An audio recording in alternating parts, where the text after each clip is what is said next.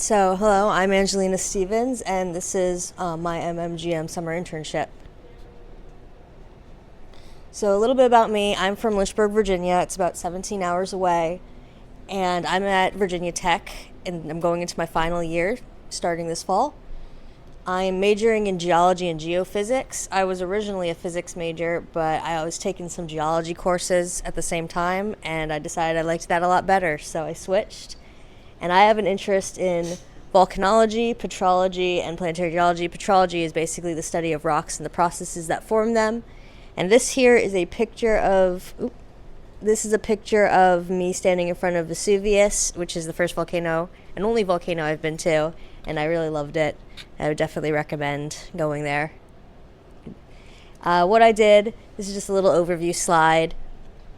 I was working to put together an exhibit on volcanoes that will replace two of these lithium cases in like a year or two. And I also cataloged a bunch of thin sections from the Feininger collection, as well as a couple of the volcanic rocks that were uncatalogued. And I got to travel to a bunch of geological sites for field trips, which was really cool. So this is the kind of the workflow process for me working on an exhibit. The theme is going to be volcanoes, past and present. The past volcanoes would be the geology of Maine, and the present volcanoes are just volcanoes worldwide. And for the deliverables, I needed to select the specimens. I needed to write the script, so all the text that's going to go in the case. I'm finding photos and videos that can also go in the case to kind of support the story.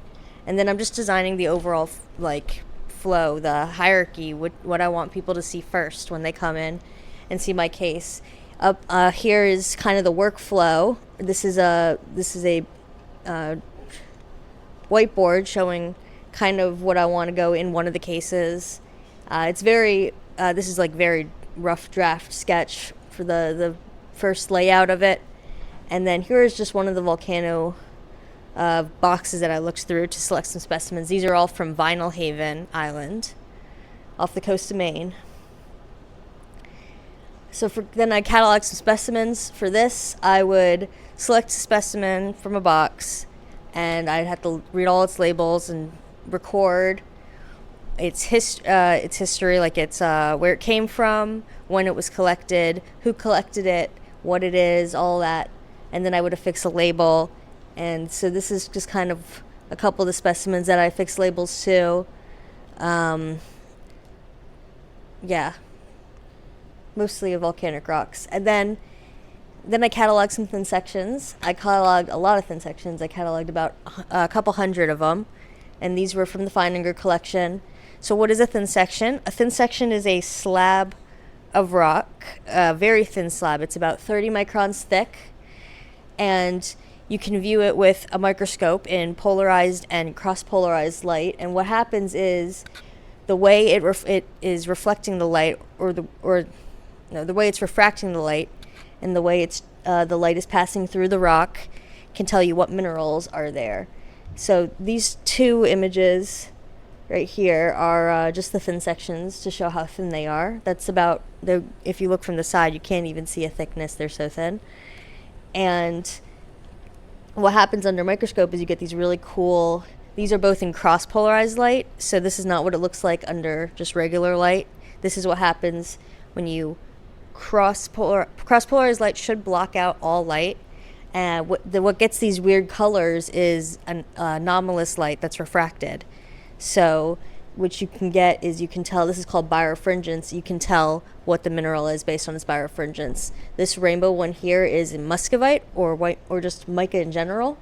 And then this one down here, this weird pattern, comes from myrmekite, which is the microscopic version of graphic granite that's found a lot of places around Maine. And then for some field trips, I went for just two of the trips I went to were Tamanin Quarry and Streaked Mountain, which aren't too far from here. And these were just some one-day one morning field trips. And then we went to coastal Maine as well for our big field trip for camping with the Geological Society of Maine, and then we also visited some sites outside of the Geological Society of Maine field trip. We went to Cutler.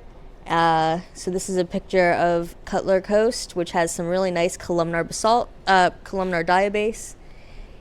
Then we went to Cobscook and Quoddy Head and Deer Isle. And Cobscook and Quoddy Head were both also for the Geological Society of Maine. And then Deer Isle we went to look at some pillow basalts.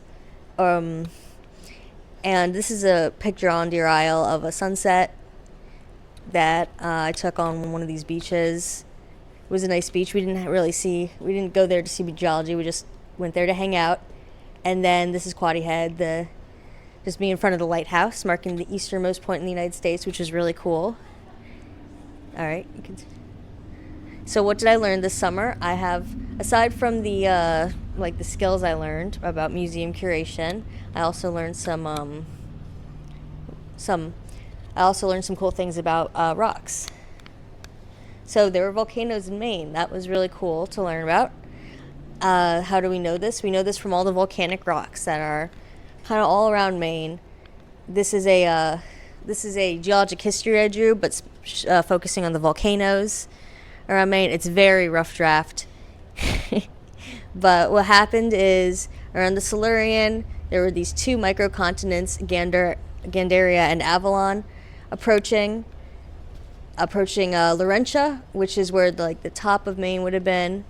And then there would have been volcanoes on these little island arcs. They wouldn't really have been island arcs. They would have been microcontinents, but they would have kind of been like Indonesia is now. And they were moving, and then around the Devonian, so around 400 million years ago, they would have crashed into Laurentia, and then shortly after, Avalon also crashed into Laurentia, and this built up most of the mountains in the Appalachians. The biggest mountain building event was the Acadian orogeny, and this is where you would have gotten some of the volcanoes would have been going extinct, because you would have lost the subduction. You wouldn't have lost the subduction, but you would have lost a lot of the oceanic crust that was melting with the fluids that would have created the volcanism. And then shortly afterwards, Pangea formed, and now you have much less subduction, so you're not really having any source for the big supervolcanoes that would have formed. And then during the Mesozoic, the continents split apart, and rifting caused more volcanics in Maine. So there was but they weren't explosive. They were more rift volcanics. So much less volcanic rocks around Maine.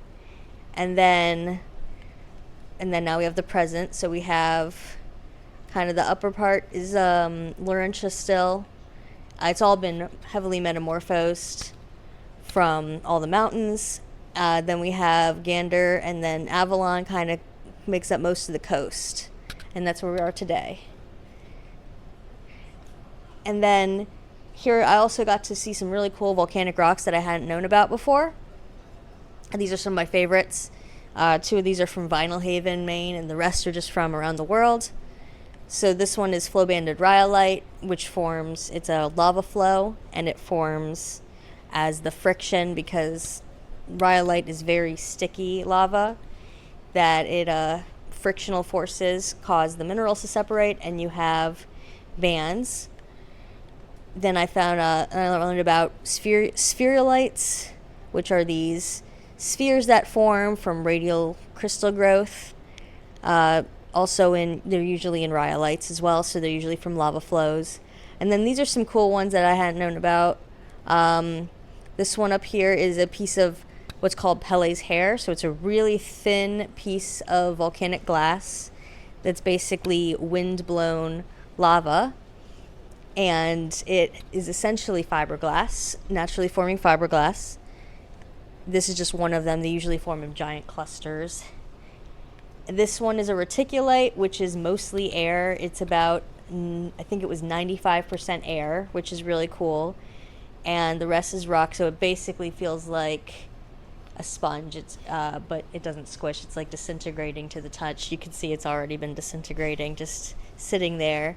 And then this is a volcanic bomb with a core, which was really cool, because you can see that there was a solid rock that exploded out of the volcano, and the outside melted and became more rounded as it flew through the air, which was really cool to see.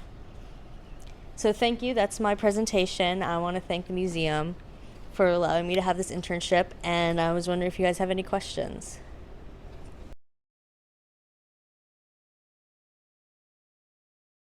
I think it was the Cutler Coast with the columnar diabase. Just climbing all over that was really fun. So this picture here is part of that. It was a really nice evening.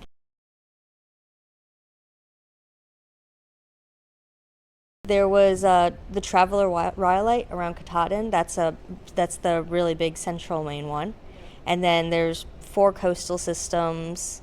See if I can remember them. There was Eastport, Vinyl Haven, the Cranberry Isle, and then there was I think Isle de Ho. I think it was that one. That was the other volcanic system. And those were the 4 main ones where they know there were like big volcanic complexes, so there would have been maybe a couple volcanoes feeding from a central magmatic source.